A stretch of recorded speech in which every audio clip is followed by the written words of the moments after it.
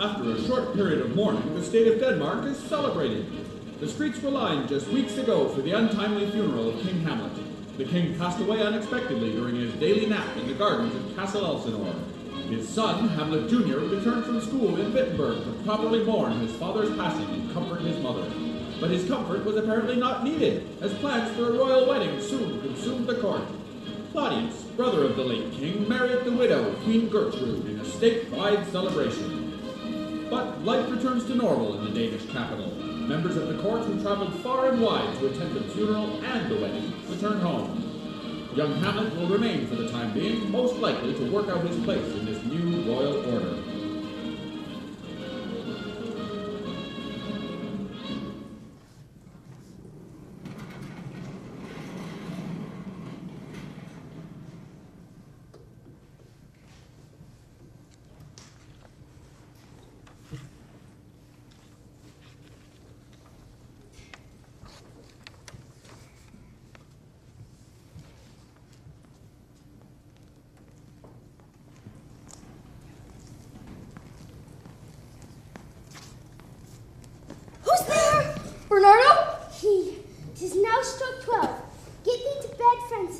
For this relief much thanks, 'tis bitter cold, and I am sick at heart. Have you had quiet guard? Not a mouse stirring. If you do meet Horatio or Marcellus, the rivals of my watch, bid them make haste.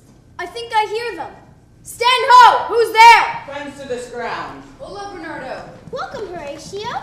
Cleon, welcome, good Marcellus. Give you good night. What? Has this thing appeared again tonight? I have seen nothing. Horatio says 'tis but our fantasy. Therefore I have entreated him along, that if again this apparition come, he may approve our eyes and speak to it. Tush, 'twill not appear. Last night of all, Marcellus and myself, the bell then beating one. Peace! Break thee off! Look where it comes again! Now, the scholar, speak to it, Horatio. Looks it not like the king? Mark it, Horatio. Most like. It harrows me with fear and wonder. It would be spoke to. Question, Horatio. What art thou that usurps this time of night? By heaven, I charge thee, speak! It is offended. See, it goes away. Speak! I charge thee, speak! She's gone, and will not answer. How now, Horatio? You tremble and look pale. Is not this something more than fantasy? What think you on? Is it not like the king? As thou art to thyself. Thus, twice before, and jump at this dead hour, with martial stalk hath he gone by our watch. This bodes some strange eruption to our state. But soft, behold, lo, where it comes again! I'll cross it, don't blast me! Stay, illusion, speak to me!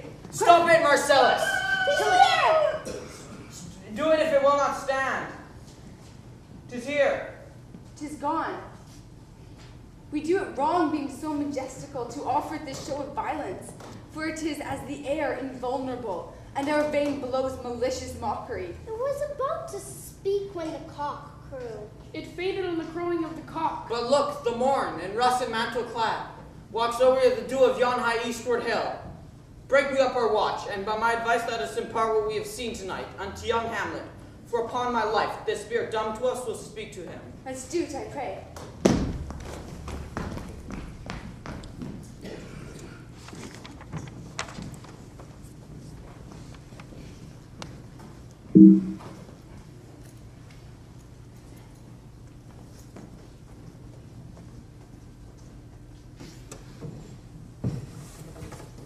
Though yet of Hamlet, our dear brother's death, the memory be green, and that it us befitted to bear our hearts in grief.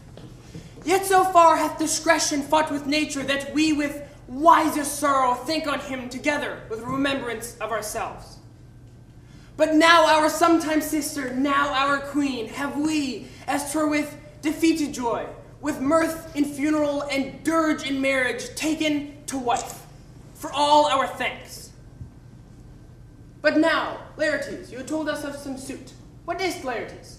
Your leave and favor to return to France, from whence, though willingly I came to Denmark to show my duty in your coronation. Yet, now I must confess, that duty done, my thoughts and wishes bend again towards France. Have you your father's leave? What says Polonius? He hath, my lord, wrung from me my slow leave by laborsome petition, and at last, upon his will I sealed my hard consent. Take thy fair hour, Laertes. time be thine, and thy best graces spend it at thy will. But thou, my cousin Hamlet, and my son, A little more than kin and less than kind. how is it that the clouds still hang on you? Not so, my lord, I am too much i' the sun. Good Hamlet, cast thy nighted color off. Do not forever with thy veiled lids seek for thy noble father in the dust. Thou knowest 'tis common, all that lives must die. Why seems it so particular with thee? Seems, madam. Nay, it is, I know not seems. 'Tis not alone my inky cloak, good mother, nor windy suspiration of forced breath, for they are actions that a man might play. But I have that within which passeth show, these but the trappings and the suits of woe. 'Tis sweet and commendable in your nature, Hamlet, to give these morning duties to your father. But you must know, your father lost a father. That father lost his, and the survivor bound in filial obligation for some term to do obsequious sorrow. But to persever in this obstinate condolement is a course of impious stubbornness. 'Tis unmanly grief. We pray, throw to earth this unprevailing woe, and think of us as a father. As for your intent in going back to school in Wittenberg, it is most retrograde to our desire, and we beseech you, bend you to remain here in the cheer and comfort of our eye, our chief discourt your cousin, and our son. Let not thy mother lose her prayers, Hamlet. I pray thee, stay with us, go not to Wittenberg. I shall with all my best obey you, madam. Why, 'tis a loving and fair reply. Be as ourself in Denmark. Madam, come.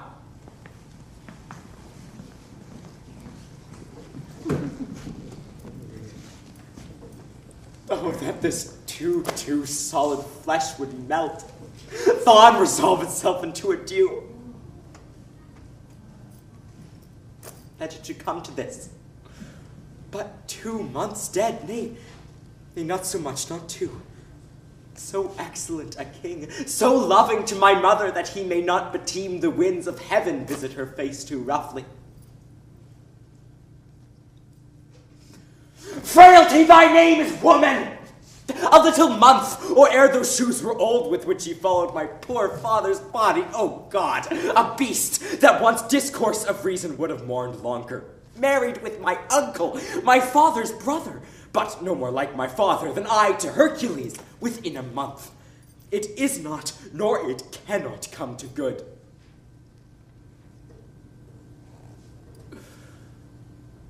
But break my heart, for I must hold my tongue. Hail, dear lordship. I am glad to see you well.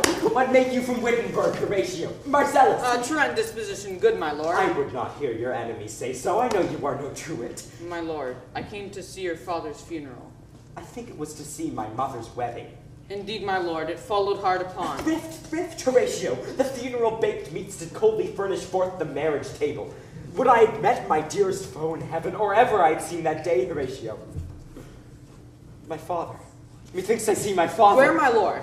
In my mind's eye, Horatio. My lord, I think I saw him yesternight. The king, my father. 2 nights together had these gentlemen, Marcellus, Cleon, Bernardo, on their watch been thus encountered. A figure like your father appears before them. Thrice he walked, and I with them. The 3rd night kept the watch where the apparition comes. I knew your father. These hands are not more like. Did you not speak to it? My lord, I did, but answer made it none. Yet once methought it lifted up its head like as it would speak. But even then the morning cock crew loud, and at the sound it shrunk in haste away. It's very strange. Hold you the watch tonight? We do, my lord. I would I had been there. Stayed long. Well, one with moderate haste might tell 100. Longer. I will watch tonight. Perchance to walk again. I warrant it will. If it assume my noble father's person, I'll speak to it, though hell itself should gape. So fare you well. Our duty to your honor. My love says mine to you. Farewell. My father's spirit in arms. Foul deeds will rise, though all the earth o'erwhelm them to man's eyes.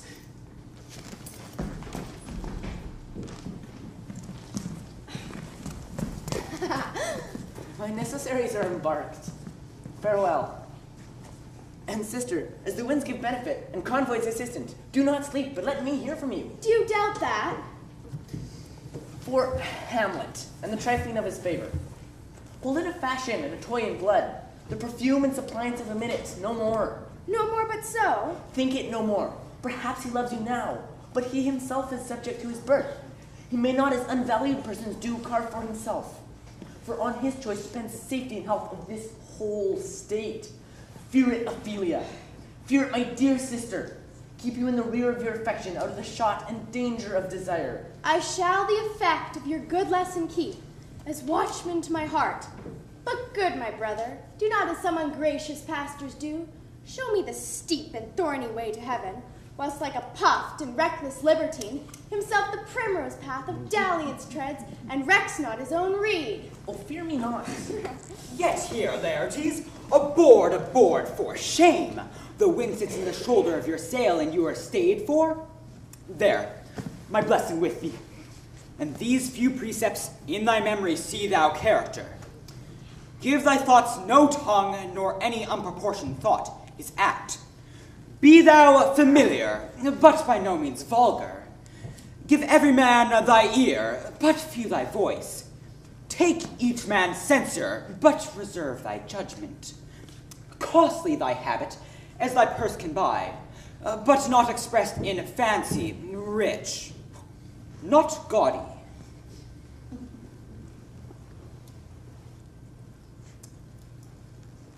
Neither a borrower nor a lender be, for loan oft loses both itself and friend, and borrowing dulls the edge of husbandry. This, above all, to thine own self be true. And it must follow, as the night the day, thou canst not then be false to any man. Farewell. My blessing season this in thee. Most humbly I do take my leave, my lord. Farewell, Ophelia. And remember well what I have said to you. 'Tis in my memory locked, and you yourself shall keep the key of it. Farewell. What is't Ophelia hath said to you? So please you, something touching the Lord Hamlet. Marry well bethought. 'Tis told me he hath very oft of late given private time to you. And you yourself have of your audience been most free and bounteous. What is between you?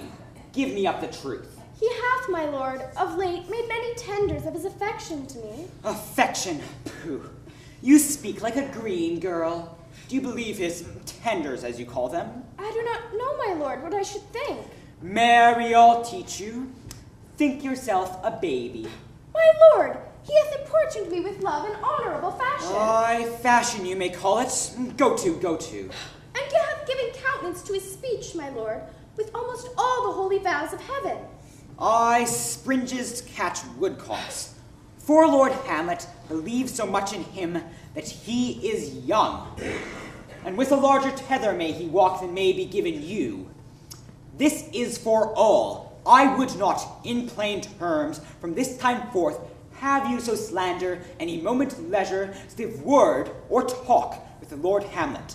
Look to it, I charge you. Come your ways. I shall obey, my lord.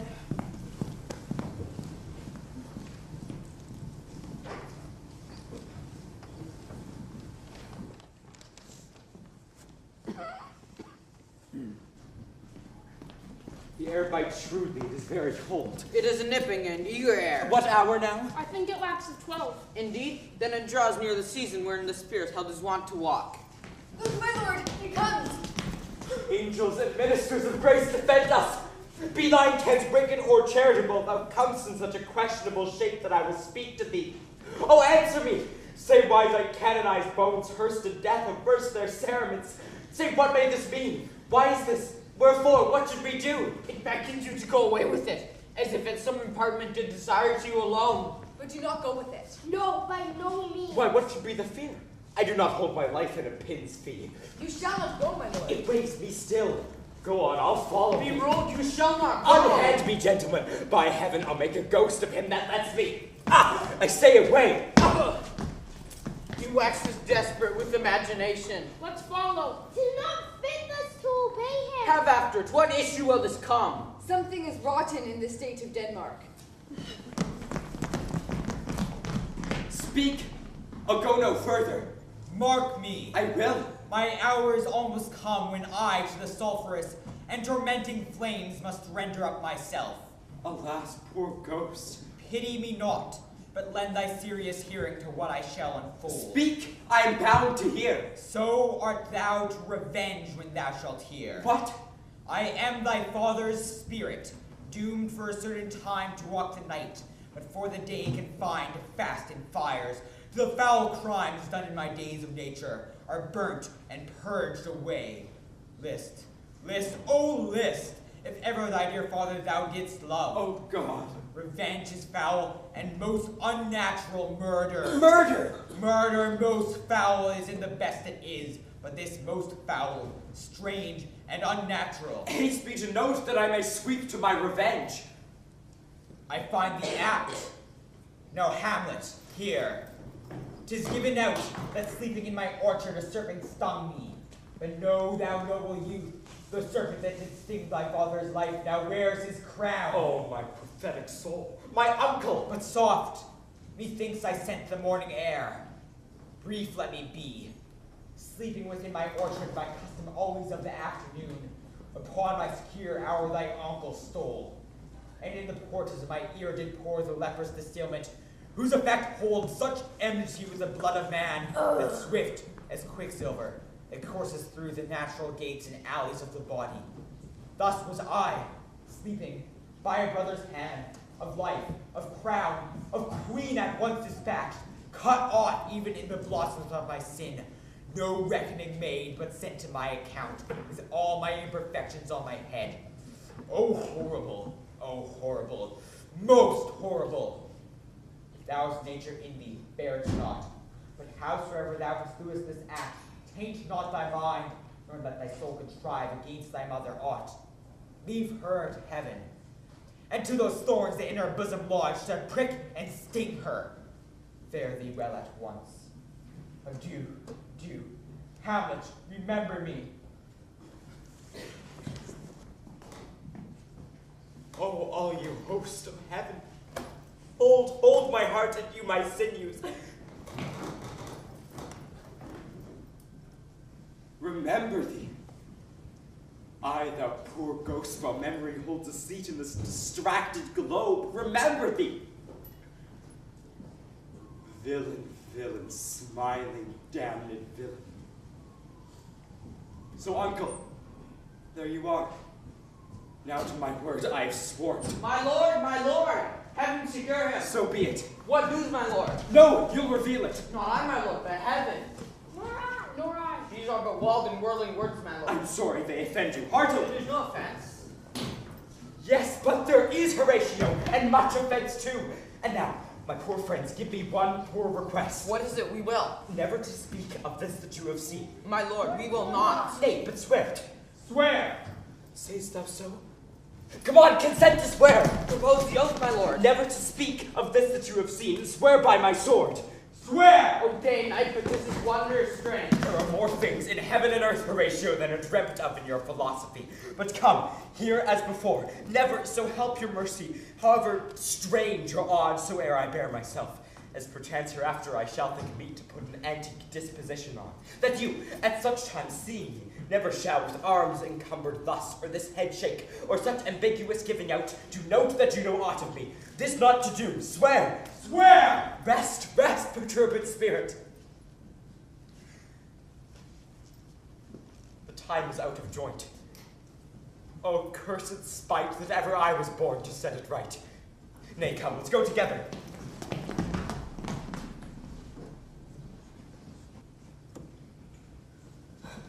How now, Ophelia?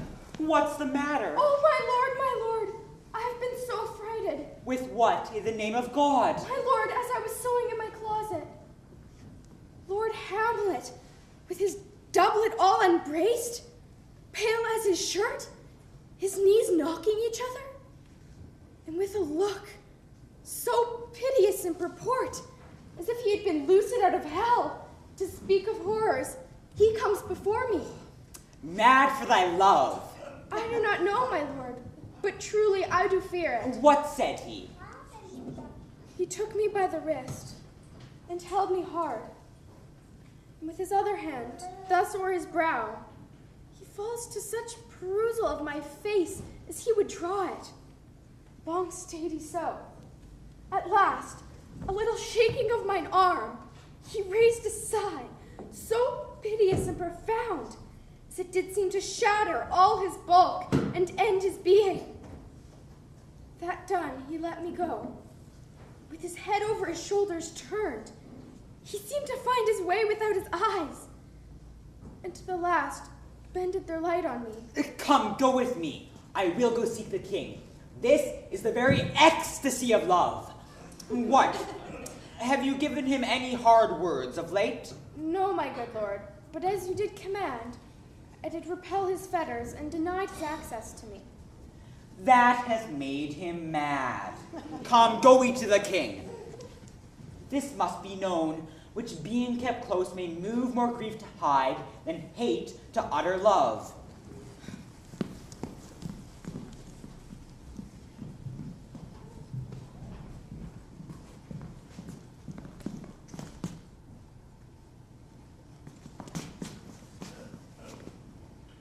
Welcome, dear Rosencrantz and Guildenstern. Moreover, that we much did long to see you. The need we have to use you did provoke our hasty sending. Something have you heard of Hamlet's transformation, so called, sith neither the exterior nor the inward man resembles what it was. I beseech you both that being of so young days brought up with him, that you vouchsafe you rest here in our court some little time, to, by your pleasures, draw him on to pleasures. Good Together from Good gentlemen, he hath much talked of you, and sure I am there are two men not living to whom he more adheres. If it will please you to show us so much gentry and goodwill as to expend your time with us a while, for the supply and profit of our hope, your visitation shall receive such thanks as fits a king's remembrance. Both your majesties might, by the sovereign power you have of us, put your dread pleasures more into command than to entreaty. But we both obey, and here give up ourselves in the full bent, to lay our service freely at your feet, to be commanded. Thanks, dear Rosencrantz and Guildenstern. Thanks, Guildenstern and gentle Rosencrantz. I assure my good liege that I have found the very cause of Hamlet's lunacy. Oh, speak of that. That do I long to hear. He tells me, my dear Gertrude, he hath found the head and source of all your son's distempers. I doubt it is no other but the main, his father's death and our or hasty marriage. My liege and madam, to expostulate, why day is day, night, night, and time, were nothing other but than to waste night, day, and time. Therefore, since brevity is the soul of wit, I will be brief. Your noble son is mad. Mad call I it, for what is it to define true madness than to be nothing else but mad? But let that go.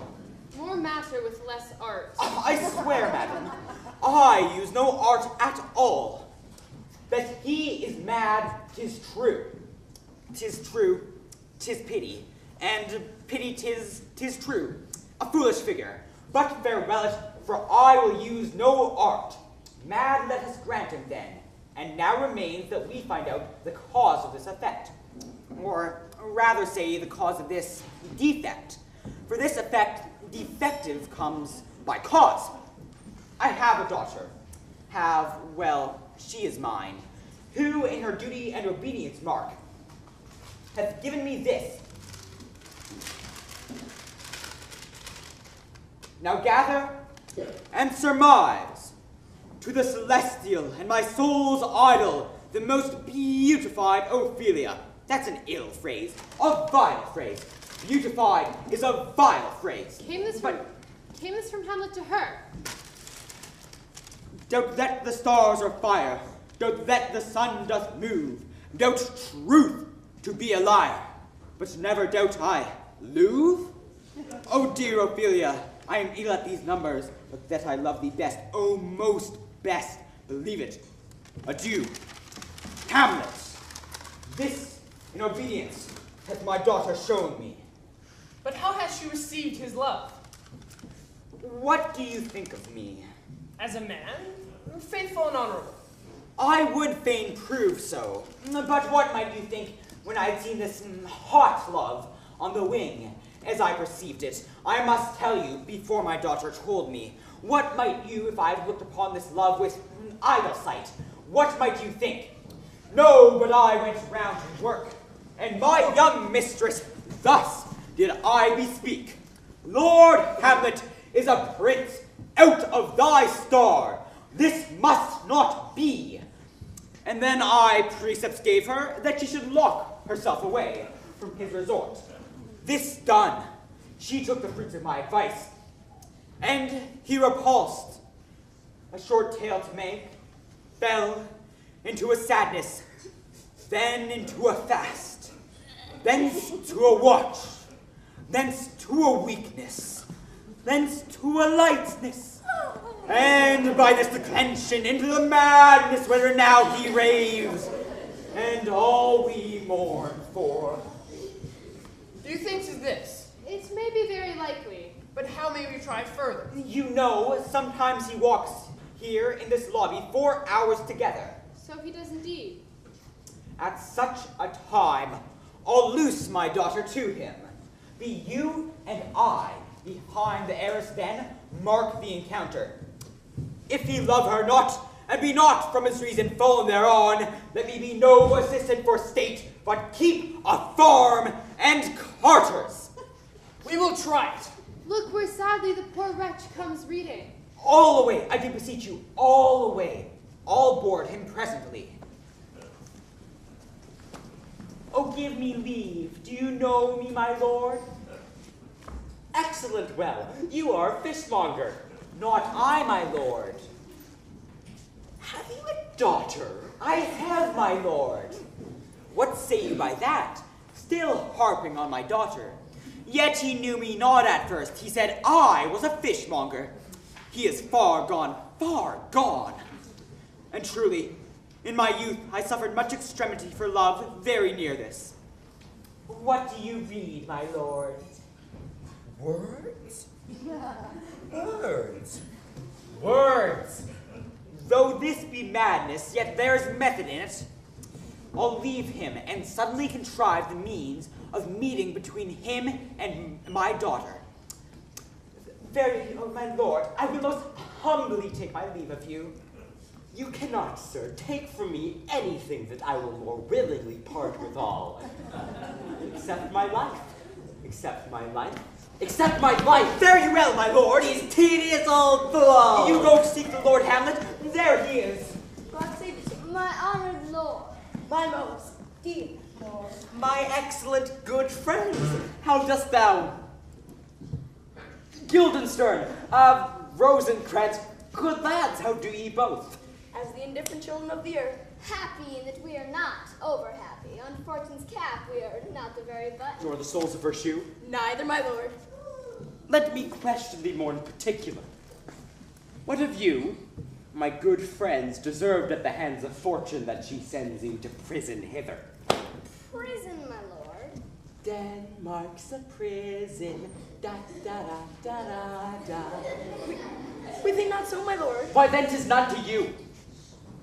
For there is nothing either good or bad, but thinking makes it so.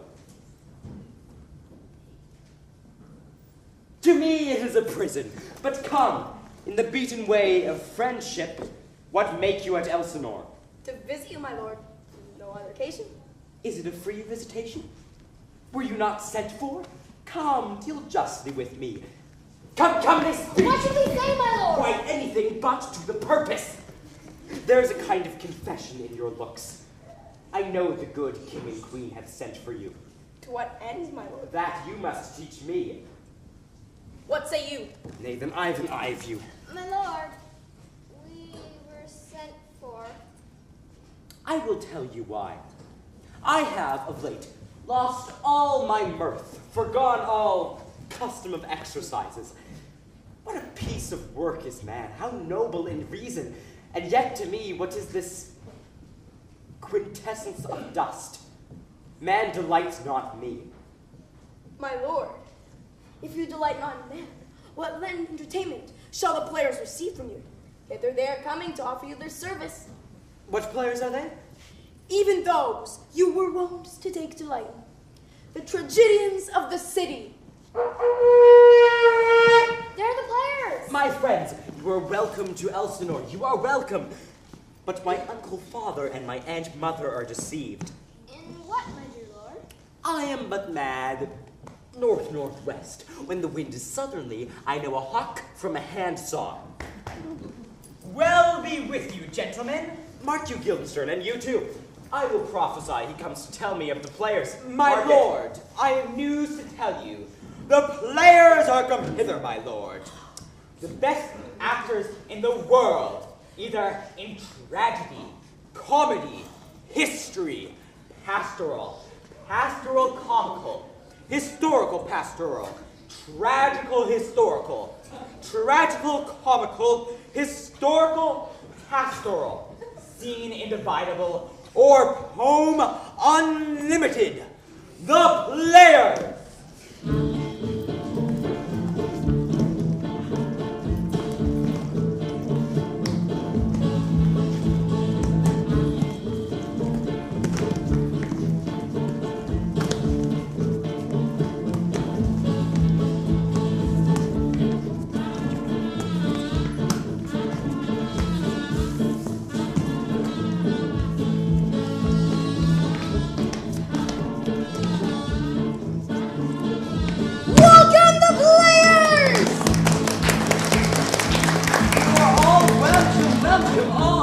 Oh, my good friend, I'm glad to see thee well. Hail to your lordship.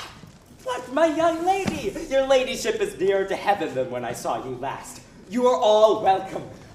Good my lord, will you see the players well bestowed? My lord, I will use them according to their desert. God bodkins, man, better. Use every man after his desert, and who should escape a whipping?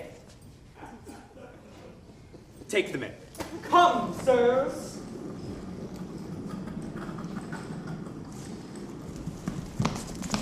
Follow him, friends. We'll hear a play tomorrow.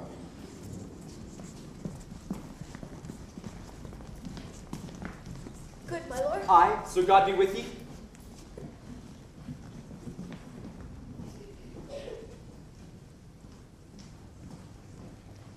Now am I alone.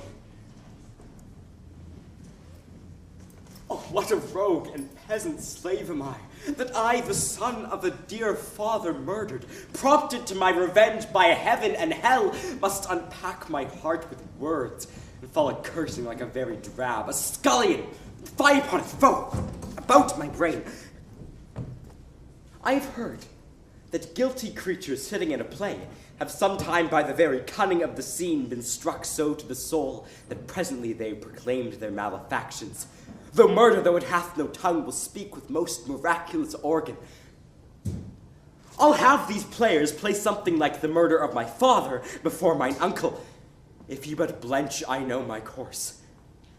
The spirit that I have seen may be the devil, yea, and perhaps abuses me to damn me. I'll have grounds more relative than this. The play's the thing wherein I'll catch the conscience of the king.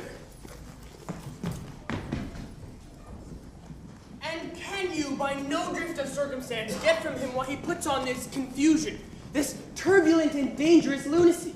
He does confess he feels himself distracted. But for what cause? He'll by no means speak. Nor do we find him forward to be sounded, but with a crafty madness keeps aloof, when we would bring him on to some confession of his true state. Did you assay him to any pastime? Madam, it so fell out that certain players we were on the way, of these we told him, and there did seem in him a kind of joy to hear of it.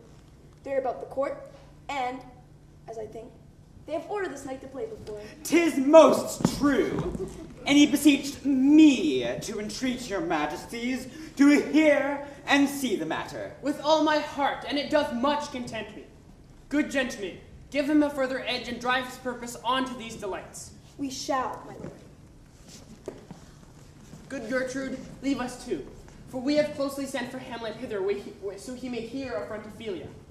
Her father and myself, lawful espials, will so bestow ourselves, that seeing unseen, we may of their encounter frankly judge, and gather by him as he's behaved, if it be the affliction of his love or no, that he suffers for.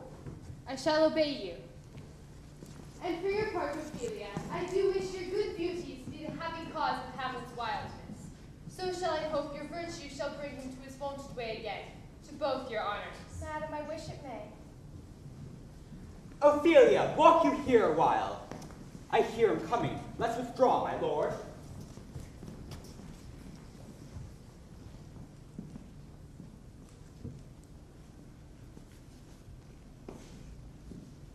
To be or not to be? That is the question. Whether it is nobler in the mind to suffer the slings and arrows of outrageous fortune, or to take arms against a sea of troubles, and by opposing end them. To die, to sleep, no more, and by a sleep to say we end the heartache and the 1,000 natural shocks that flesh is heir to. 'Tis a consummation devoutly to be wished, to die, to sleep perchance to dream. Aye, there's the rub. For in that sleep of death where dreams may come, we have shuffled off this mortal coil must give us pause. There's the respect that makes calamity of so long life. For who would bear the whips and scorns of time, the oppressor's wrong, the proud man's contumely, the pangs of despised love, the law's delay, the insolence of office, and the spurs that patient merit of the unworthy takes, when he himself might his quietus make with a bare bodkin? Who would fartles bear, to grunt and sweat under a weary life, but that the dread of something after death? The undiscovered country from whose bourne no traveller returns, puzzles the will, and makes us rather bear those ills we have than fly to others we know not of. Thus conscience does make cowards of us all, and thus the native hue of resolution is sicklied o'er with the pale cast of thought, and enterprises of great pith and moment with this regard their currents turn awry, and lose the name of action. Softer now, the fair Ophelia. Good, my lord. How does your honor for this many a day? I humbly thank you. Well. My lord, I have remembrances of yours that I have longed long redeliver. I pray you now receive them. No, not I, never gave you aught. My honored lord, you know right well you did. And with them, words of so sweet breath composed, as made the things more rich, their perfume lost. Take these again, for rich gifts wax poor, when givers prove unkind. There, my lord. I did love you once. Indeed, my lord, you made me believe so.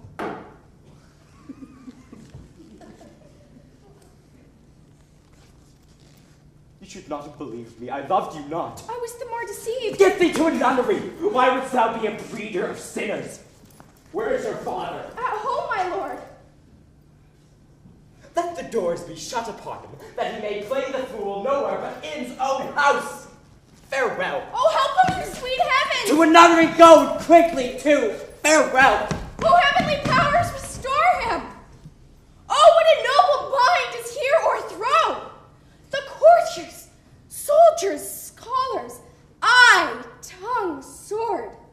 The expectancy arose of the fair state, the glass of fashion, and the mold of form, the observed of all observers, quite down. And I, of ladies most deject and wretched, now see that noble and most sovereign reasons, like sweet bells jangled, out of tune and harsh, that unmatched form and feature of blow and youth, blasted with ecstasy. Oh, woe is me! To see what I have seen. See what I have seen. Love! His affections do not that way tend. Nor what he spake, though it lacked form a little, was not like madness. There's something on his soul, o'er which his melancholy sits on brood. And I do doubt the hatch and the disclose will be some danger to us all. Therefore, I have in quick determination set it down. He shall with speed to England. It will do well, but yet do I believe the origin and commencement of his grief sprung from neglected love. My lord, after the play, let his queen mother all alone entreat him, and all be placed and so please you, in the ear of all their conference. If she find him not, to England send him. We will try it. Madness and great ones must not unwatched go.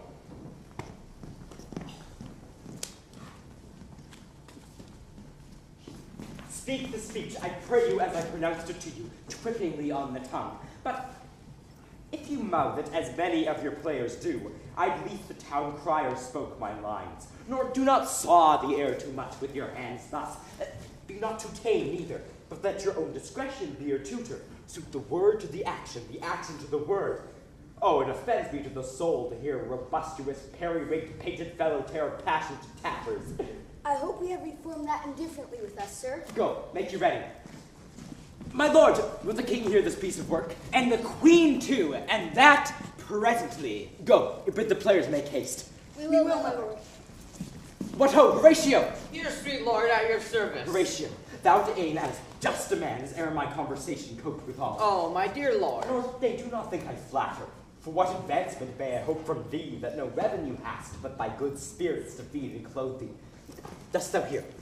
There is a play tonight before the king. One scene of it comes very near the circumstance that I have told thee of my father's death. I prithee, when thou seest that act afoot, observe mine uncle.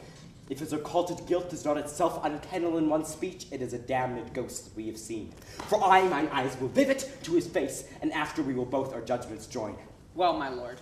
They're coming to the play. I must be idle. How does my cousin Hamlet? Excellent debate of the chameleon's dish. I eat the air, promise crammed.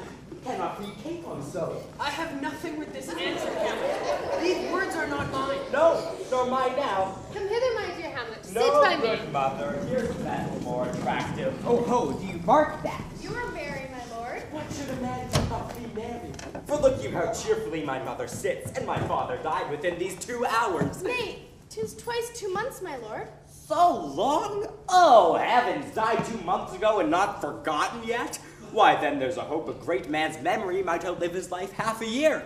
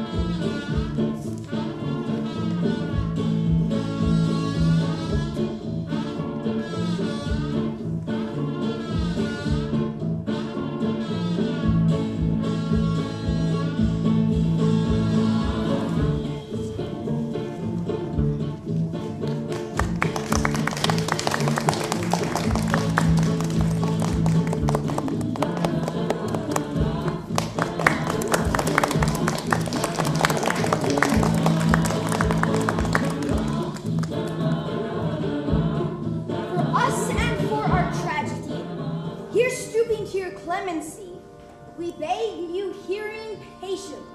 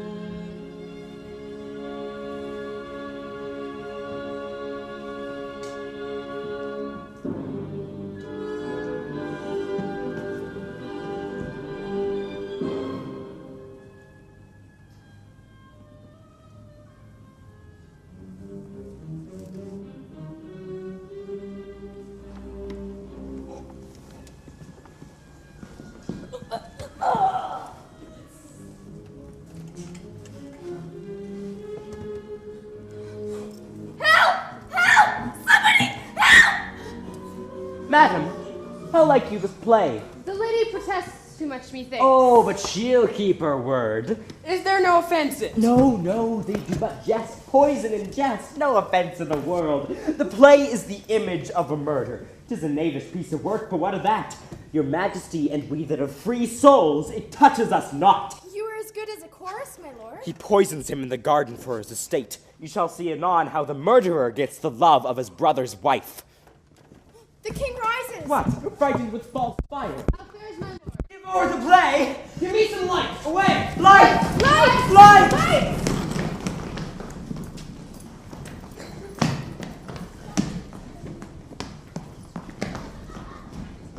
Why, let the stricken deer go weep. Oh, good Horatio, I'll take the ghost's word and 1,000 pound. Did proceed very well, my lord. Upon the poisoning. I did very well note him. My lord, vouchsafe me a word with you. Sir, a whole history. The king, sir, Aye, sir, what of him? is in his retirement marvelous distempered. With drink, sir? No, sir, rather with choler. The queen, your mother, in most great affliction of spirit, has sent me to you. You are welcome. Nay, good my lord, this courtesy is not of the right breed. If it shall please you to give me a wholesome answer, I will do your mother's commandment. If not, your pardon and my return shall be the end of my business. Sir, I cannot. What, my lord? Make you a wholesome answer. My wit's diseased. But such an answer as can I make, you shall command. My mother, you say. She desires to speak with you in her closet, ere you go to bed. We shall obey. Have you any further trade with us? My lord, you once did love me. Good my lord, what is your cause of distemper? You do surely bar the door upon your own liberty if you deny your griefs to your friend. Will you play upon this pipe? My lord, I cannot. I beseech you. I know no touch of it, my lord. It is as easy as lying. Govern these ventages with your finger and thumb. Give it breath with your mouth, and it will discourse most eloquent music. These cannot I command to any utterance of harmony. I have not the skill. Why, look you how unworthy of a thing you make of me. You would play upon me. You would pluck out the heart of my mystery. Slut, do you think I'm easier to be played on than a pipe? My lord, the queen would speak with you. Do you see yonder cloud that's almost in the shape of a camel? By the mass, it is like a camel indeed. Methinks it is like a weasel. It is backed like a weasel. Or like a whale. Very like a whale. They fool me to the top of my bent. I will come by and by. I will say so. By and by is easily said. Leave me, friend. Soft. Now to my mother. O heart, lose not thy nature. I will speak daggers to her, but use none. How in my words soever should be shent, to give them seals, never my soul consent.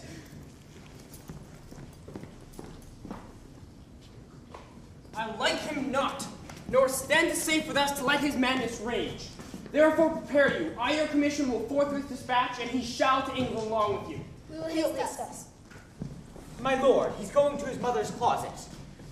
Behind the arras I'll convey myself to hear the process. Fare you well, my lord. I'll call upon you ere you go to bed and tell you what I know. Thanks, dear my lord.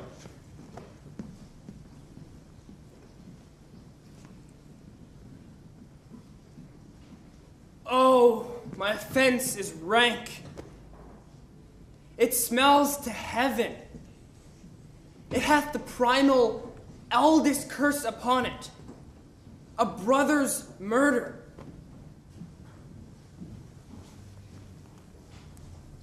Pray I cannot, though inclination be as sharp as will. My stronger guilt defeats my strong intent.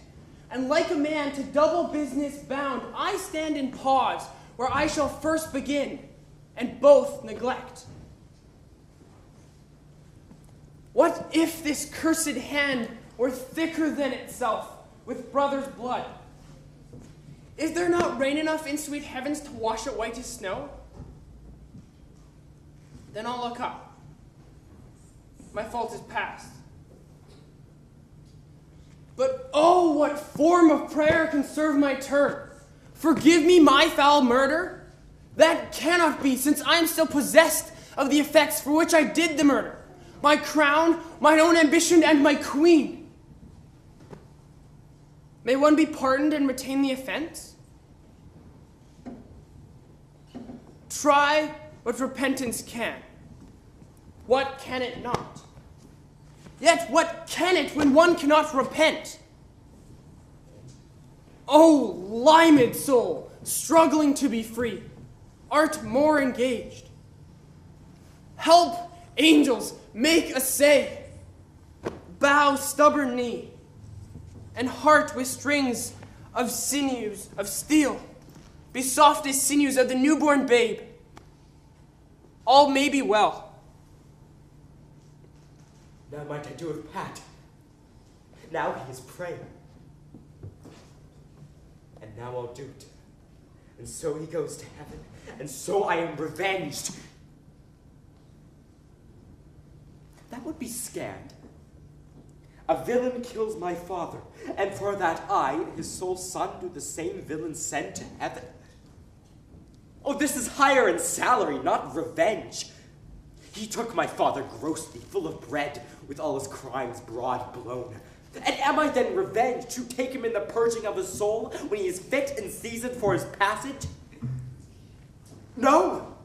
Up, sword, and know thou a more horrid hent, when he is drunk, asleep, or about some act that hath no relish of salvation in it. Then trip him, that his heels may kick at heaven, and that his soul may be as damned and black as hell whereto it goes.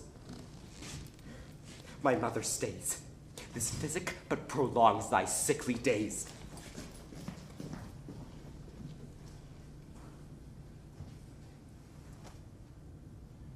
My words fly up. My thoughts remain below. Words without thoughts never to heaven go.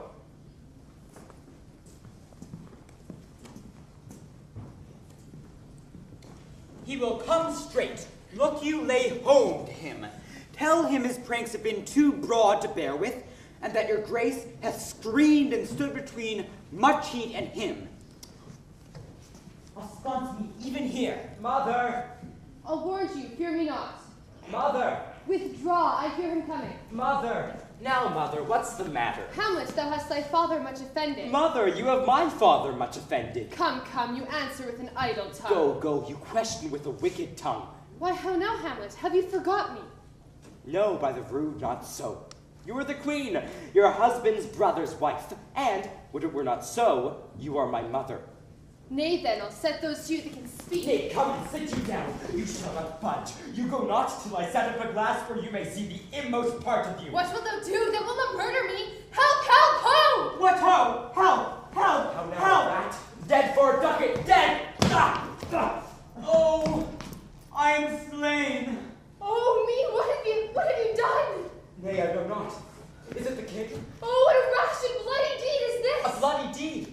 Almost as bad, good mother, as kill a king and marry with his brother. As kill a king! Aye, lady, 'twas my word. Oh, wretched, rash, intruding fool, farewell. Took thee to thy better. Take thy fortune. Leave wringing of your hands peace, and sit you down, and I will wring your heart, for so I shall, if it be made of penetrable stuff. Look here upon this picture, and on this the counterfeit presentment of two brothers. See what grace was seated on this brow. This was your husband. Look you now what follows. This is your husband, like a mildewed ear. Could you on this fair mountain leave to feed, and batten on this moor? Ha! Have you eyes? Oh, Hamlet, speak no more. Thou turnest my eyes into my very soul, and there I see such black and craven spots as will not lose their taint. A murderer and a villain. Oh, speak to me no more. Thou turn these words like daggers entering my ears. No more, sweet Hamlet. A king of shreds and patches. Oh, save me, and hover o'er me with your wings, you heavenly guards. What would your gracious figure? Alas, he's mad. Do you not come your tardy son to chide? Oh, stay! Do not forget, this visitation is but to whet thy almost blunted purpose. But look, amazement on thy mother sits. Oh, step between her and her fighting soul. Speak to her, Hamlet. How is it with you, lady? Alas, how is it with you, that you do bend your eye on vacancy, and with incorporeal air do hold discourse? On him, look you out, pale he glares. To whom do you speak this? Do you nothing hear? No, nothing but ourselves. Why look you there? My father in his habit as he lived.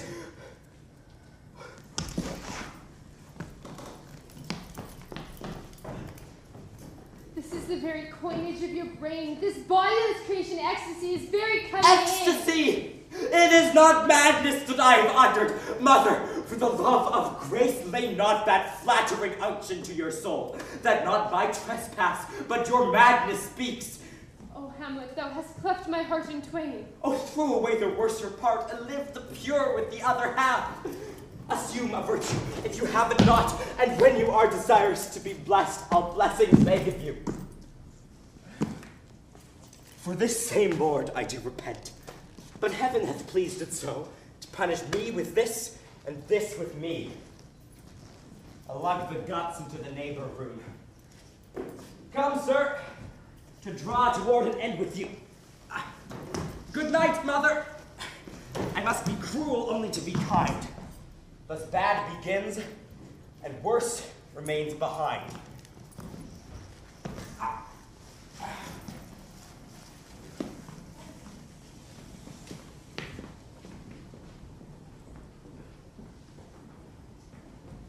There's matter in these sighs, these profound heaves. You must translate. 'Tis fit we understand them. Where is your son? Bestow this place on us a little while. Ah, my good lord, what have I seen tonight? What, Gertrude? How does Hamlet? Mad as the sea and wind, with both content which is mightier. And his lawless fit, upon hearing something stir behind the arras, whips out his rapier, cries, "A rat, a rat!" and in this brutish apprehension kills the unseen good old man. Oh, heavy deed. It had been so with us had we been there.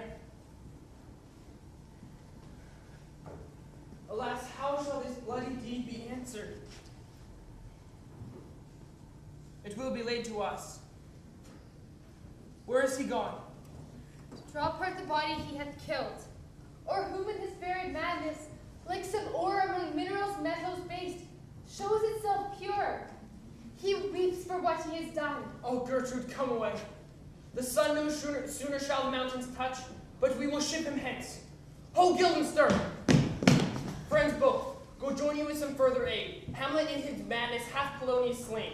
Speak fair. Bring the body into the chapel. I pray you hasten this. Oh, come, Gertrude, oh, come away.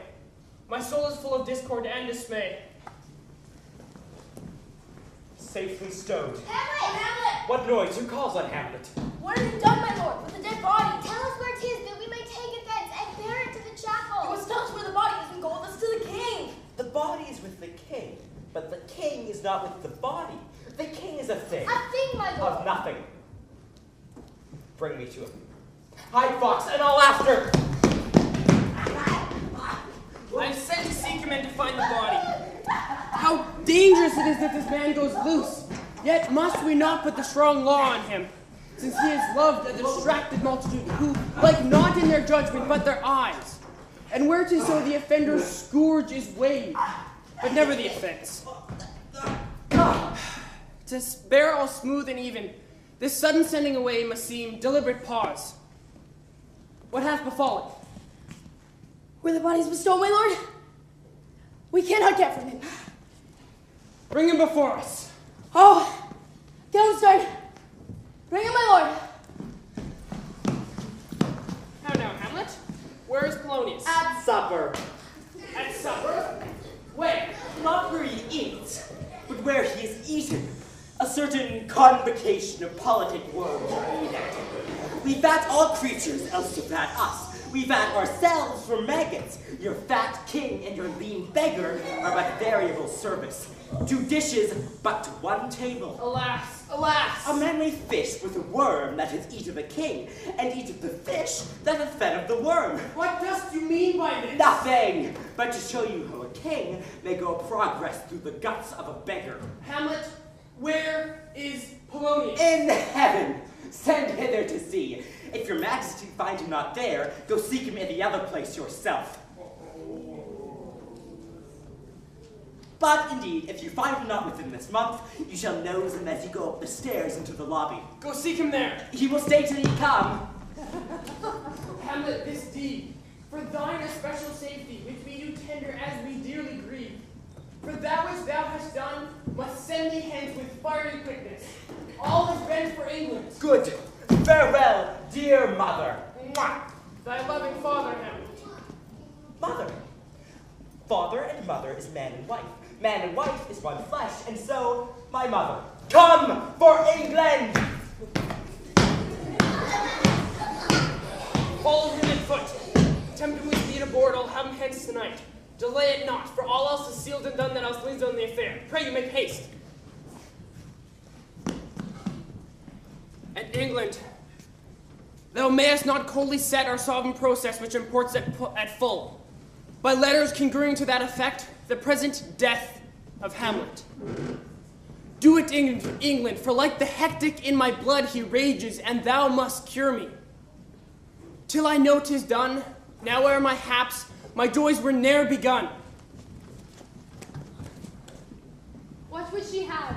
She speaks much of her father, says she hears there's tricks in the world, and hems, and beats her heart, spurns enviously at straws, and speaks things in doubt that carry but half sense.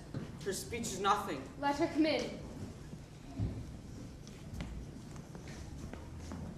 Where's the beauteous majesty of Denmark? How now, Ophelia? How should I your true love know from another one? By his coracle hat and staff, and his sandal shoe. Alas, sweet lady, what imports this song? Say you? Nay, pray you mark. He is dead and gone, lady, he is dead and gone. At his head a grass creeper, at his heels a stone. Alas, look here, my lord. For a wispy flower, which he left to the grave to go, with the lush flower. How long has she been thus?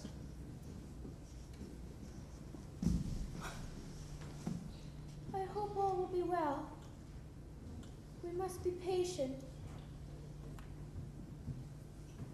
But I cannot choose but weep to think they should lay him in the cold ground. My brother shall know of this, and so I thank you for your good counsel. Good night, ladies. Good night, sweet ladies. Good night. Good night. Follow her close, give her good watch, I pray you. Gertrude, this is the poison of deep grief. It springs all from her father's death. Oh, Gertrude, Gertrude, when sorrows come, they come not in single spies, but in battalions. First, her father slain, next your son gone, and he most violent author of his own just remove. Poor Ophelia divided from herself and her fair judgment. And last, and as much containing as all of these, her brother is in secret come from France, and wants not buzzers to infect his ear with pestilent speeches of his father's death. Alack, what noise is this? Where are my switchers? Let them guard the door. Save yourself, my lord, the ocean of appearing of his list. He's not the flash with more impetuous haste than young Laertes, nor rears his head overbears your officers. They cry, choose we, Laertes shall be king. The doors are broke. Choose we, Laertes! Laertes shall be king! Bow to your king! Where is this king? Calmly, good Laertes! Oh, thou vile king, give me my father! What is the cause, Laertes, that thy rebellion looks so giant-like? Let him go, Gertrude. Speak, man. Sirs, stand you all without. No, let's come in. I pray you give me leave. We will. I thank you. Keep the door. Where is my father? Dead. But not by him. How came he dead? I'll not be juggled with to hell allegiance. Vows to the blackest devil. Let come what comes. Only I'll be revenged most thoroughly for my father. That I am guiltless of your father's death, and am most sensible in grief for it, shall level to your judgment pierce as datus to your eye. Let her come in! How now, what noise is that? They bore him barefaced Oh, heat. Dry up my brains. Dear maid, kind sister, sweet Ophelia. Oh, heavens! Is it possible that a young maid's wits should be as mortal as an old man's life? Hadst thou thy wits, and didst persuade revenge, it could not move thus.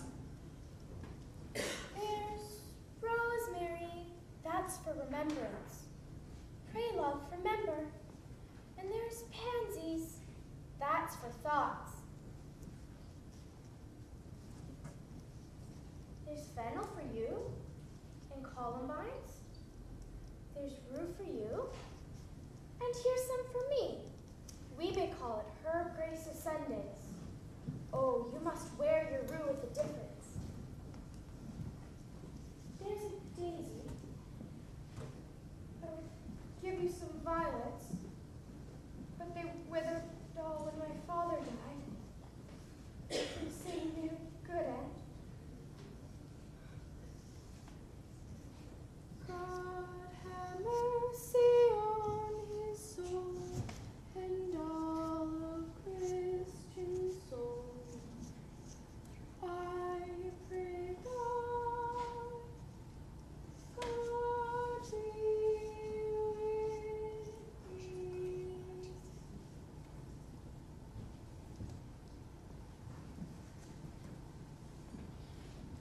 Laertes, I must commune with your right. I must commune with your grief, or you deny me right. Let this be so. His means of death, his obscure funeral, no noble rite nor formal ostentation.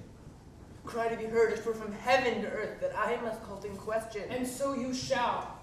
And where the offense is, let the great axe fall. I pray you, go with me.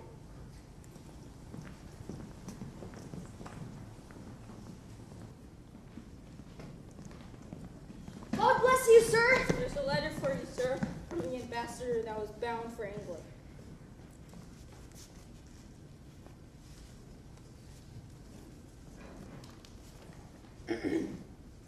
Horatio, ere we 2 days old at sea, a pirate gave us a chase. Finding ourselves too slow, we put on a compelled valor, and in the grapple I boarded them. On the instant, I alone became their prisoner. They have dealt with me like thieves of mercy, but they knew what they did. I am to do a good turn for them. Let the king have the letters I have sent, and repair thou to me with much speed. These good fellows will bring thee where I am. Rosencrantz and Guildenstern hold their course for England. Of them I have much to tell thee. Farewell, Hamlet. Come, make your way for these your letters, and do it the speedier, that you may direct me to whom you sent them. We will do your bidding, my lord.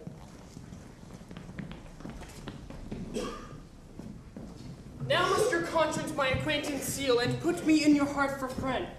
Sith you have heard, and with a knowing ear, that he who hath your noble father slain pursued my life.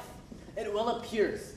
But tell me why you proceeded not against his feet so crimeful and so capital in nature. Oh, for 2 special reasons. The queen, his mother, lives almost by his looks, and for myself she's so conjunctive to my life and soul, that the star moves not but in his sphere. I could not but by her. The other motive is the great love the general gender bear him. And so have I, a noble father lost. A sister driven to desperate terms, whose worth, if praises may go back again, is to challenge your amount of all the age for her perfections. But my revenge will come. How now? What news? Letters, my lord, from Hamlet. This to your majesty. This to the queen. From Hamlet? Who brought them? Sailors, my lord. Sailors. Laertes, you shall hear this. Leave us.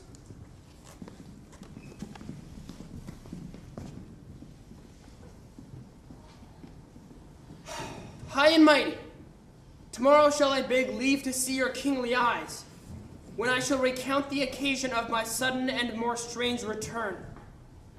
Hamlet. What should this mean? Know you the hand? 'Tis Hamlet's character. Can you advise me? I'm lost in it, my lord, but let him come. It warms the very sickness in my heart, that I shall live, and tell him to his teeth, thus diest thou. If it be so, Laertes, as should it be so, how otherwise? Will you be ruled by me? Aye, my lord, so you will not o'errule me to a peace. I will work him to an exploit, now ripen my device, under which he shall not choose but to fall. And for his death, no wind of blame shall breathe, but even his mother shall uncharge the practice and call it accident. My lord, I will be ruled. The rather, if you could devise it so that I might be the organ. It falls right. You've been talked of since your travel much, and that in Hamlet's hearing, wherein they say you shine for your rapier especially. What out of this, my lord? Will you do this? Keep close within your chamber. Hamlet return shall know you are come home. Will put on those shall praise your excellence, put you in fine together, and wager on your heads. He being remiss and free from all contriving will not bruise the foils, wherein, with ease or with a little shuffling, you may choose a sword unbaited, and in a passive practice, requite him for your father. I will do't, and for that purpose, I'll anoint my blade. I bought an unction of a mountebank, so mortal that, but dip a knife in it, no cataplasm so rare can save the thing from death that is but scratched withal. I'll touch my point with this contagion, that, if I gall him slightly, it may be death. Let's further think on this. This project should have a back or second that should hold should this blast improve. Soft, let me see. A hat. When in your motion you are hot and dry, and that he calls for drink, I'll have prepared him a chalice for the nonce, wherein, but sipping, if he by chance your escape your venom stuck, our purpose may hold there. How now, sweet queen? When woe doth tread upon another's heel, so fast they follow. Your sister's drowned, Laertes. Drowned? Oh, where? There is a willow grows aslant a brook. There with fantastic garnels does she come, of crowflowers, nettles, daisies, and long purples. There on the pendant boughs her cornet weeds, clambering to hang, an envious sliver broke, when down her weedy trophies and herself fell in the weeping brook. Her clothes spread wide, and mermaid-like a while they bore her up, which time she chanted snatches of old tunes, as one incapable of her own distress, till that her garments heavy with their drink pulled the poor wretch from melodious lay to muddy death. Alas, then, she is drowned? Drowned.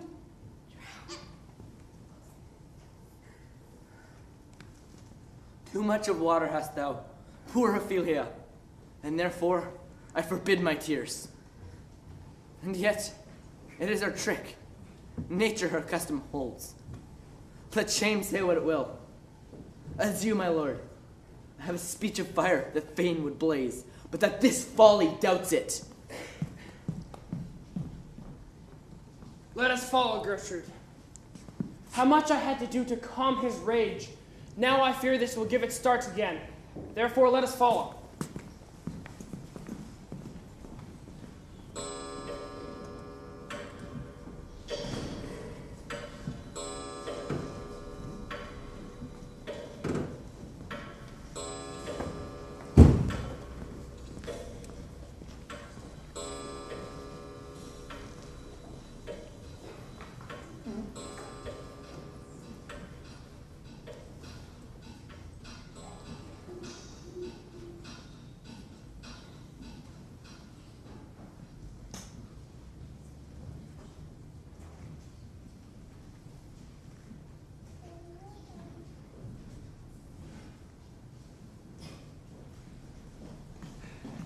Is she to be buried in Christian burial that willfully seeks her own salvation? Will you have the true thought? If this had not been a gentlewoman, she should have been buried out of Christian burial. Whether thou sayest, the more pity that great folk should have countenance in this world to drown or hang themselves, more than they're even Christian. Come, my spade, there's no ancient gentlemen, but gardeners, ditchers, and gravemakers. They hold up Adam's profession. Was he a gentleman? He was the first that ever bore arms. Why, he had none. What art he then? How dost thou understand the scripture? The scripture says Adam digged. Could he dig without arms? I'll put another question to thee. Who builds stronger than the mason, the shipwright, or the carpenter? Let's see. Who builds stronger than a mason, a shipwright, or a carpenter?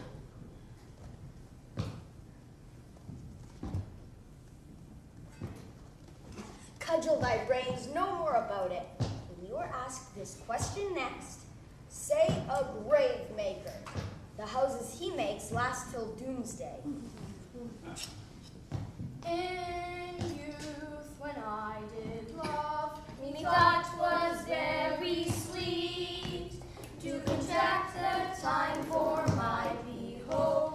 Methought was nothing neat, a pickaxe and a spade, for and a shrouding sheet, a pit of clay for to be made, for such a guest is meet. That skull had a tongue in it and could sing once. Why may not that be the skull of a lawyer? Why does he suffer this rude knave to knock him about the sconce with the dirty shovel, and will not tell him of his action of battery? A pickaxe and a spade. Whose grave is this, sirrah? Mine, sir. I think it be thine indeed, for thou liest in it. You lie out on't, sir, therefore it is not yours. On my part, I do not lie in't, and yet it is mine. Thou dost lie int to be int, and say it is thine. For the dead, not for the quick. Therefore thou liest. What man dost thou dig it for? For no man, sir. What woman then? For none neither. Who is to be buried in it? Well, there was a woman, sir, but she's dead. How absolute a knave this is. How long hast thou been a grave maker? I came to the very day young Hamlet was born, the one that is mad and sent into England. Why was he sent into England? Why, because he was mad. The man there is mad as he. There's the skull now. That skull has lain in the earth 23 years. Whose was it? A pestilence on him for a mad groan. Poured a flagon of Rhenish on my head once. The same skull, sir, was Yorick's skull, the king's jester. Let me see it.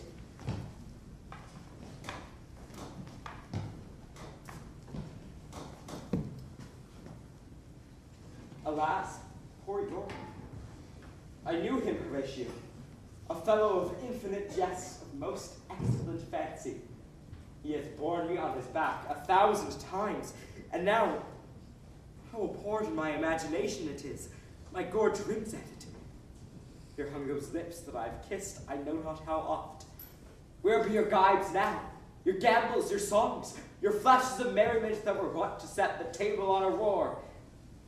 Not one now to mock your own grinning.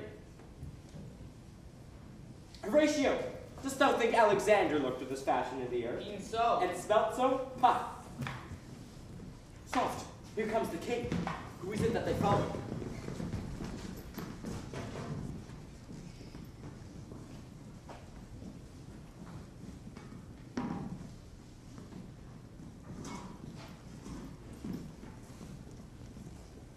What ceremony else? That is the Laertes, a very noble youth. Mark. What ceremony else? Her obsequies have been as far enlarged as we have worn ties. Her death was doubtful, but that great command which sways the order she should in ground unsanctified have lodged. Must there no more be done? No more be done. We should profane the service of the dead to sing a requiem and such rest to her as to peace-parted souls. Lay her there, and from her fair, unpolluted flesh may violence spring. I tell thee, churlish priest, a ministering angel shall my sister be, and thou liest howling. What? The fair Ophelia!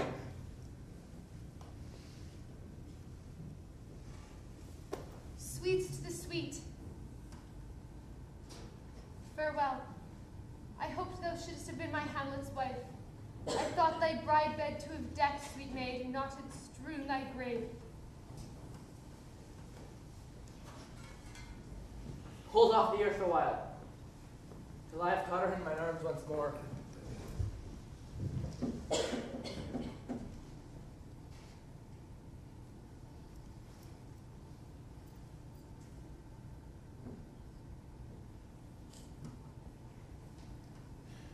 Now pile your dust upon the quick and dead. What is he whose grief bears such an emphasis? Whose phrase of sorrow conjures the wandering stars? The devil take thy soul! Let them asunder! Hamlet! Hamlet! Good my lord, be quiet!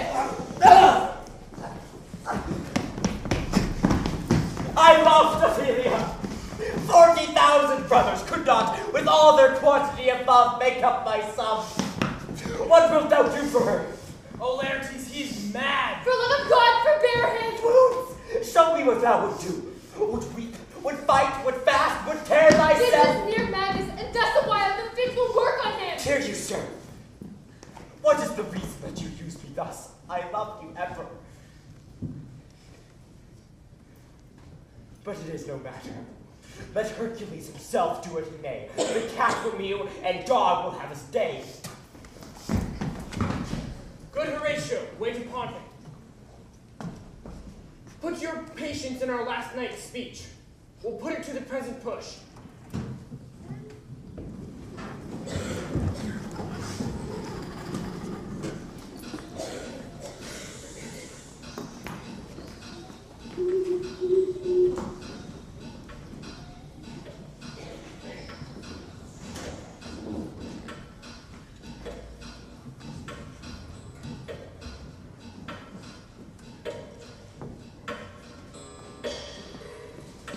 You do remember all the circumstance. Remember it, my lord? Sir, in my heart there was a kind of fighting that would not let me sleep. Rashly, and praise be rashness for it. Let us know our indiscretion sometimes serves us well. There's a divinity that shapes our ends, rough hew them how we will. That is most certain. Up from my cabin groped I to find out them. Had my desire, fingered their packet, and in fine withdrew to mine own room again.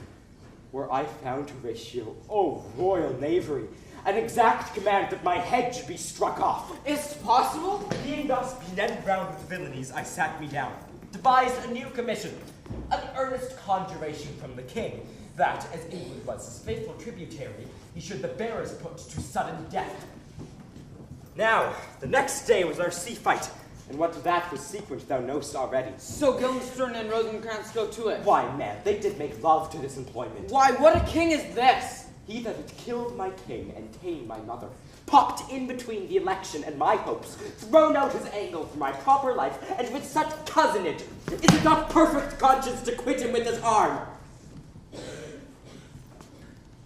But I'm very sorry, good Horatio, that Laertes I forgot myself. By the image of my cause, I see the portraiture of his. A court's favors. Peace, who comes here? Your lordship is right welcome back to Denmark. Welcome back. I humbly thank you, sir. Dost thou know this waterfly? Oh, my good lord. Thy state is the more gracious, for 'tis a vice to know him. Sweet lord, if your lordship were at leisure, I should impart a thing to you from his majesty. Who will impart a thing to you? Put your bonnet to its right use, 'tis for the head. I thank your lordship. It is very hot. Very hot. No, believe me, 'tis very cold. The wind is northerly. It is indifferent cold, my lord, indeed. Indifferent cold. But yet methinks it is very sultry and hot for my complexion. Exceedingly, my lord. It is very sultry. Very sultry. But, my lord, his majesty bade me signify to you that he has laid a great wager on your head. Sir, this is the matter. I beseech you, remember. Sir, here is newly come to court Laertes, believe me, an absolute gentleman, full of the most excellent differences. He is the card or calendar of gentry. The consonancy, sir? Why do we wrap this gentleman in our more raw breath? Sir? Sir?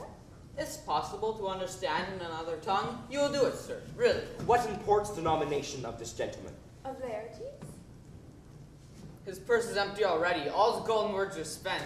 You're not ignorant of what excellence Laertes is. I mean, sir, for his weapon. What's his weapon? Rapier and dagger. That's two of his weapons, but, well... The king, sir, hath wagered with him that in a dozen passes between yourself and him, he shall not exceed you 3 hits, and it shall come to immediate trial. If your lordship would vouchsafe the answer. Sir, I will walk here in this hall. If it pleases Majesty, let the foils be brought. I will win from him I can.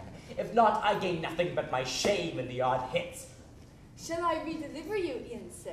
Shall we? To this effect, sir, after what flourish your nature will. This lapwing runs away with a shell on his head. You will lose this wager, my lord. I do not think so. Since he went into France, I have been in continual practice. But I would not think how ill all's here about my heart. But it is no matter. No, nay, good my lord. If your mind is like anything, obey it. Not a whit.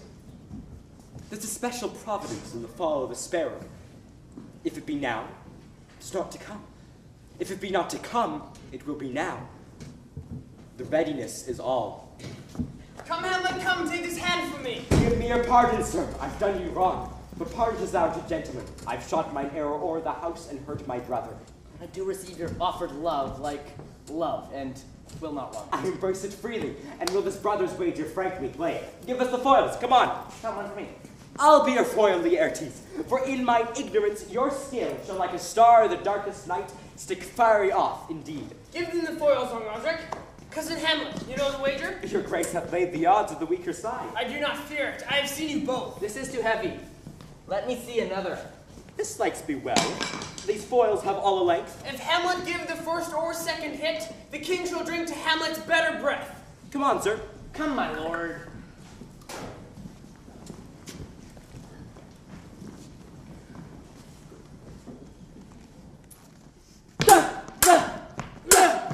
One, no. Judgment. A hit, a very palpable hit.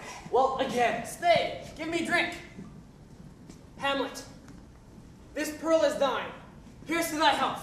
I will play this bout first. Set it by a while. Come.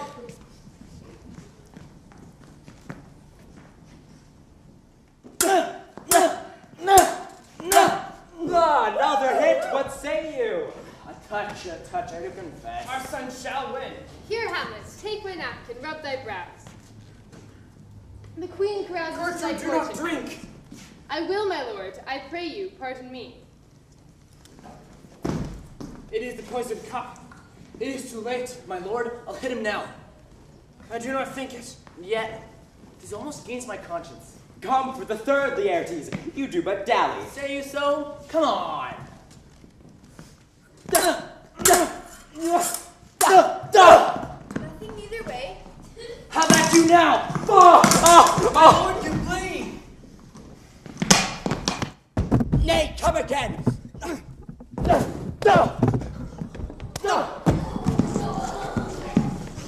Hurt them, they are incensed. They bleed on both sides. How is it, my lord? Why, as a woodcock to mine own springe, I am justly killed with mine own treachery. How does the queen? She swings to see them bleed. No, the drink, the drink. Oh, my dear Hamlet, the drink, the drink. I am poisoned. Oh, villainy. Oh, let the door be locked. Treachery, seek it out. It is here, Hamlet. Hamlet, thou art slain. No medicine in the world can do thee good. The treacherous instrument is in thy hand, unbaited and envenomed. And a foul practice hath turned itself upon me. Lo, here I lie, never to rise again. Thy mother's poisoned. I can no more. The king's to blame. The point. Envenomed too? Then venom do my work. Treason! Treason! Treason! Oh, yes, defend me, friends. I am hurt. Dear thou incestuous, murderous, damned Dane, drink off this potion, follow my mother.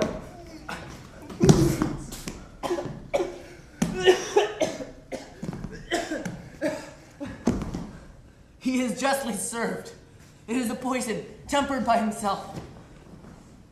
Exchange forgiveness with me, noble Hamlet.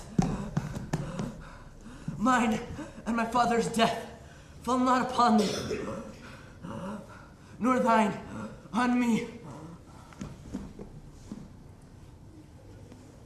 Heaven make me free that I followed. Oh, I die, Horatio. Wretched queen, adieu. You that look pale and tremble at this chance, had I but time. Oh, I could tell you.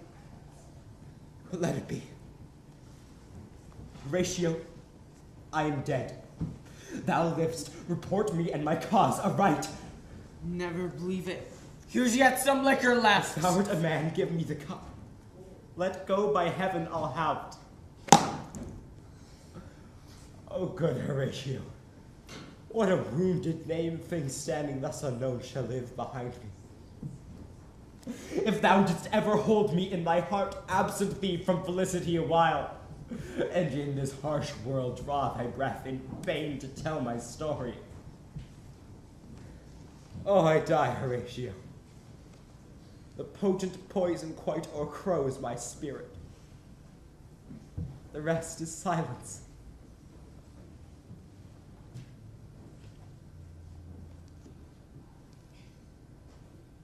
Now cracks the noble heart. Good night, sweet prince. And flights of angels sing thee to thy rest.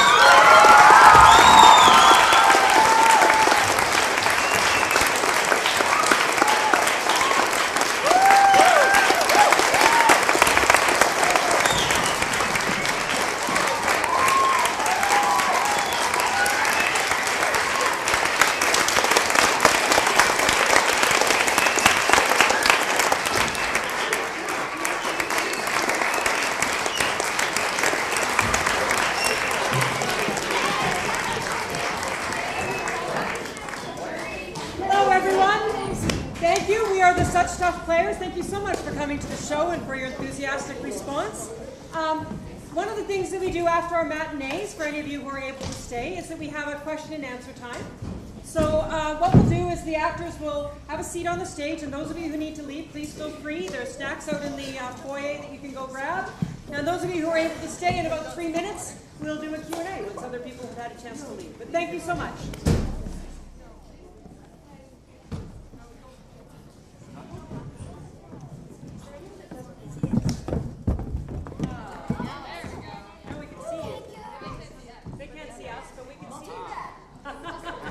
Thank you so much. I'm Karen. I'm one of the 7 mums that are involved in directing this play, and we'd love to know what questions you have. Anyone have a question that you want to ask? You can ask it to the whole group, or you can ask it to one of them. Don't feel shy. Often people are curious about ages, so why don't I start with that question while you get a chance to think of questions. So, who's the youngest in the company? Gav. Gav. And how old are you, Gav? He's 5. And who's the oldest in the company? Josh. Oh, the king. The king is changing his shirt because he's soaking wet. And he's 17, right? Then the second oldest. Sure. Yeah. Are there questions that you folks have? Yes? Did you guys actually have a choreographer for the battle scenes, like the sword fighting and stuff? Yeah. Is he here? Is Dagan? He's backstage. Where's Dagan? Yeah. So, Hi, guys. So we're really fortunate that we have some graduates of such stuff players that have said come back and help us with it. And Dagan is one. So they were asking about fight choreography. Oh yeah, Dagan's our fight director. Hi there. What was the question? Do you have a particular question about the fight direction? Well, so the rapiers, how did you ensure that nobody got hurt? They were dulled at the end? Well, yes. They're fencing. We got fencing sabers. From Liking Fencing Club. Yay! So, because they're fencing sabers, they are dull and dulled on the tip as well. But as well as that, they were never in range to actually hit each other. Except for that third fight, there's about 2 inches between them if they're swinging in front. So unless they're actually doing an attack, they're perfectly safe, and when they do an attack, it's always a couple of inches to either side of their body. So the only attack there was any danger for was when Tim went for Ben's head, And that one was just repetition. And we work it for weeks over and over and over again. And did Really any slowly. of your cast get injured at any point beforehand? Oh, Tim, can you tell the knife? Yeah, he got injured, but that was because he was dumb. The knife I used to stab Ben, we had to make look Was dull. It was dull. And we had to make look it different from all the knives. So a few days ago I sanded it down and made the next knife. It really sharp. And the tip ended up being sharper than I thought it was, and I didn't bring any sandpaper with me. So when we were running the fight, I have a nice hole in my shirt now where I stabbed it. I'm not actually hurt, but my shirt has a nice hole in it. So I went outside and it's not really sandpaper, then it isn't sharpened. But Not my fault. He gets me with a sharp knife. great, thank you. Other questions? Yes. How long did it take to rehearse the play? Actually, well, Matt, or actually. Why don't you tell people, when did we first start reading the play? December. Before Christmas. Yeah, just before Christmas. I And got then, our role. yeah, and then we worked once a week until about 2 months ago, and then we started meeting twice a week. And last week we. Oh yeah, 2 weeks ago, we've been meeting every day. So last night when I couldn't sleep, I added up the hours because I thought that question might come today. And they've had 70 hours of rehearsal. Except that's not quite accurate because we have all sorts of wonderful people. Why don't you all step forward? Some of you are behind there. We have all these people, and Dagan and another friend of the company, Hannah McKenna. And so we often have 4 groups rehearsing at the same time. So it's 70 hours, but actually it's a lot more hours of rehearsal than that. Yeah. Where did Ophelia's song, how did it get written? My singing teacher wrote it with me. Sorry, Janae. I have a question about the adaptation. I'm assuming this isn't the entire Hamlet. So, how did that come about?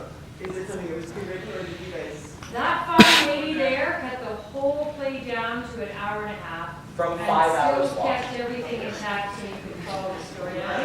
That's brilliant. And she did that last summer. That's how she spent some of her vacation. How long did that take? That takes a while. But it really helps me get to know the play. So if you're interested in the real play, there's this whole subplot with the prince in Norway, Fortinbras, and we just ditched all that. And so there's big chunks that we just we try to keep the funny bits. So this is probably a funnier version, or we hope it's a lighter version of Hamlet. First grade.